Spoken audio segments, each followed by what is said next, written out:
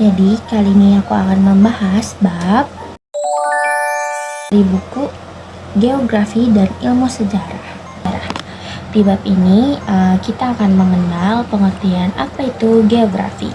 Geografi berasal dari bahasa Yunani yang berarti geo bumi dan grafien yang berarti menggambarkan.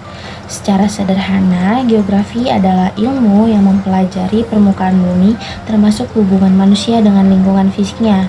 Menurut Eratosthenes, geografi adalah tulisan tentang bumi, mencakup deskripsi permukaan bumi, sejarah, dan konsep-konsep geografi. Geografi mencakup berbagai aspek seperti geografi fisik, geografi manusia, dan geografi regional.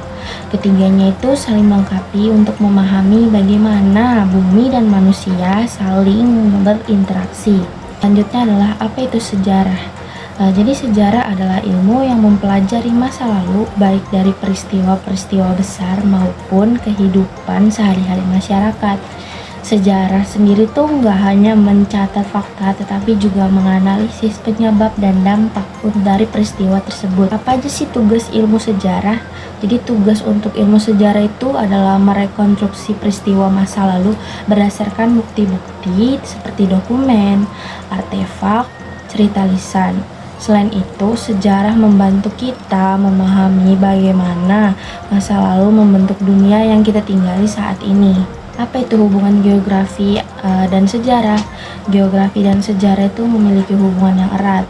Nah, geografi itu memberikan konteks fisik seperti lokasi, iklim, dan sumber daya alam yang mempengaruhi jalannya sejarah.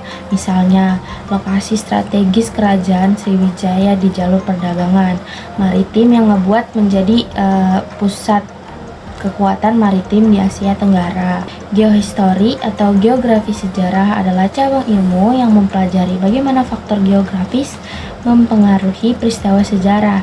Nah, ilmu itu penting untuk memahami gimana manusia dan lingkungan itu saling mempengaruhi dalam membentuk peradaban. Nah, dari bab 1 ini kita bisa belajar bahwa geografi dan sejarah itu saling melengkapi. Geografi itu memberikan latar fisik, sementara sejarah menganalisis peristiwa yang terjadi di atasnya.